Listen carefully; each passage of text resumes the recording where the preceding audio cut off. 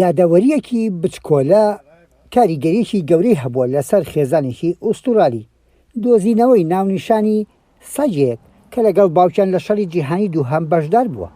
شتێکی تایبەتمەندە بۆ ئێمە. چیرۆکێک باوک خۆی لە قەرار نەداوە باسی بکات بۆ نەوەکانی.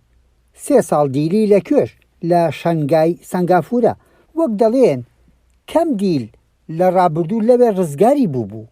کارکردنی بەردەوام لە ڕێگای هێڵی شەمەندەفەری تایلەند و بۆرمای ئێستا. بەهۆی سەختی کارەکەی نزیکەی 35 کیلۆگرام لە کێشی دابەزی، ئەوەش دابەزینێکی زۆر بوو.